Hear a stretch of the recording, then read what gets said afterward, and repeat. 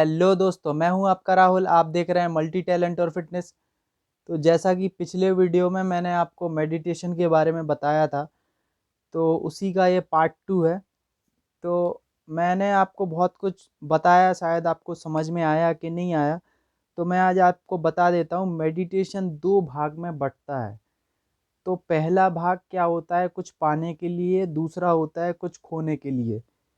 तो उसमें क्या होता है कि जैसे मेडिटेशन आप करना जब सीख जाओगे तो आपको बहुत सारे एक्सपीरियंस मिलेंगे धीमे धीमे कि इसको करना चाहिए कि नहीं करना चाहिए। कुछ लोग बोलते हैं इसको करना चाहिए, मतलब 99% लोग तो बोलते हैं करना चाहिए, 1% लोग बोलते हैं नहीं करना चाहिए। तो उनकी भी बात मैं बोल दे रहा हूँ।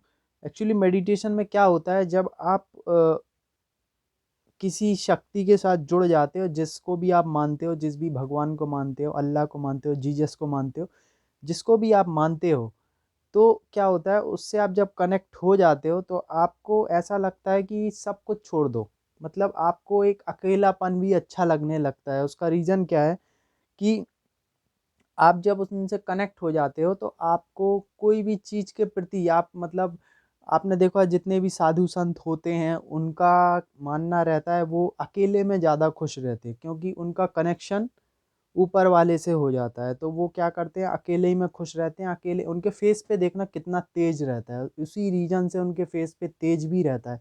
वो कभी कोई वुमन के, कोई लड़की के प्रति आकर्षित भी नहीं होते, कोई बात को लेके गुस्सा नहीं होते। प्लस उनका देखना ब्रेन पूरा अलग होता है। उसमें क्या होता है, आप बिल्कुल एक दूसरी अवस्था में चले जाते हो। मतलब आप पूरे क्या सन्यासी टाइप में आप हो जाते हो। बहुत सारे लोग हैं जो बन चुके हैं।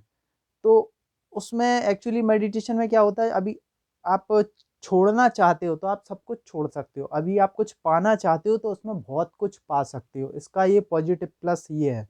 तो 95 या 99% लोग, मतलब मैं बोलूँगा 99% लोग पाने के लिए ही करते हैं। 1% लोग हैं जो साधु संत बनते हैं। तो आपने देखा होगा इंडिया में ज़्यादा साधु संत नहीं है, गिने चुने ही साधु संत होंगे। तो क्या होता है, जब इसको आप पॉजिटिव वे में ले जाओगे तो आप इसको बहुत जल्दी सीखने भी लगोगे।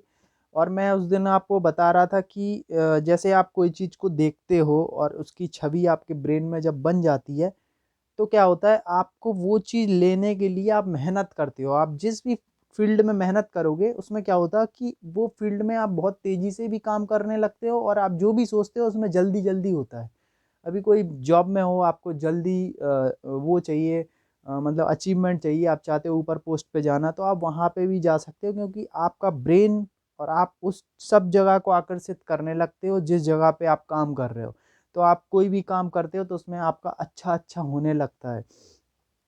तो इसको आप इस वे में भी ले सकते हो, इस वे में भी ले सकते हो। पर जैसे गौतम बुद्ध थे तो उन्होंने सब कुछ छोड़ दिया था। उसका रीज़न क्या था कि वो जब उनको कुछ चाहिए नहीं था, उनको कोई चीज़ नहीं चाहिए थी। उनको ऊपर वाले से कनेक्शन करना था। कनेक्शन करने के साथ-साथ उनको चाहिए था कि मैं अकेले में खुश रहना चाहता हूँ। मैं जानना चाहता हूँ कि इंसान के मरने के बाद क्या होता है। और अकेले लोग वो ज़्यादातर मदद ही करना चाहते थे। और उन वो तो गौतम बुद्ध की आप कहानी सुनना तो आपको पता चल जाएगा, वो बहुत बड़े घर से थे, राजा फैमिली से थे, तब भी सब कुछ उनके होने के बाद भी वो सब कुछ छोड़ के चले गए। तो मेडिटेशन करने का एक ये भी बहुत बड़ा कारण है कि अभी कोई इंसान इसमें लीन हो जाता है तो उसको ऐसा लगता है कि वो अकेला खुश रह सकता है, अकेले भी ज़िंदगी जी सकता है। तो वो क्या होता है, वो सब कुछ छोड़ के चला जाता है। तो वो चला जाने में तो आपको मैं बता दूँ तो 99% में से 1% ही होते जो चले जाते हैं। रीज़न क्या है कि उनको भक्ति में ज़्यादा मज़ा आने लगता है। भक्ति के साथ उनको खुशी भी मिलने लगती है, ब्रेन उनका अच्छा हो जाता है, फ़ोकस बढ़ जाता है, गुस्सा उनको आता नहीं है, ज़्यादातर उनका मन शांति रहता है। और जो सेकंड पार्ट है जो मैंने बोला आपको चाहने वाला, उसमें क्या रहता है कि आप बहुत सारी चीज़ें अचीव कर सकते हो, उसको तेज़ी से पा सकते हो।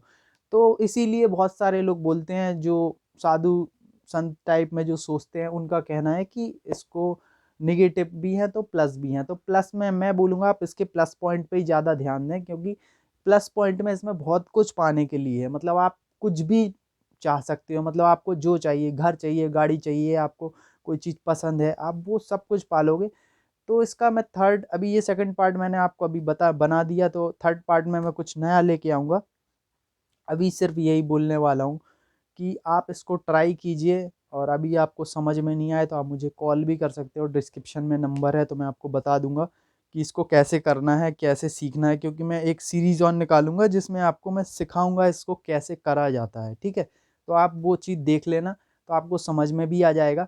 तो आज वीडियो ज़्यादा बड़ा नहीं करते, फिर बाद में मुझे भी एडिट करने में प्रॉब्लम होती है। तो आपको सिर्फ मुझे बताना था इस सेकंड पार्ट में आपने क्या सीखा है, तो मुझे कमेंट ज़रूर करना, क्योंकि आपके कमेंट से मुझे पता चलेगा कि मैं आपको कुछ सिखा पाया कि नहीं सिखा पाया, क्योंकि मेहनत लगती है। और बुक्स में कौन कौन सी पढ़ता हूँ वह मैं आपको दिखाऊंगा एक दिन, और कुछ बुक्स मैंने और ऑर्डर की हैं तो आपको मैं वो भी दिखाऊंगा कि आप जब तक पढ़ोगे नहीं, सीखोगे नहीं, तो कैसे पता चलेगा कि आपको करना कैसे है। वैसे ये प्रैक्टिकली होता है, आप ज़्यादातर इसको प्रैक्टिकली सीख पाएंगे, क्योंकि मैंने भी प्रैक्टिकली सीखा, बुक्स मैंने बाद में पढ़ी, पर उसके पहले मैंने प्रैक्टिकली इसको सीखा है। चलिए फिर इसका थर्ड पार्ट लेके आते हैं। अभी सिर्फ यही बोलूँगा, जय हिंद, जय भारत।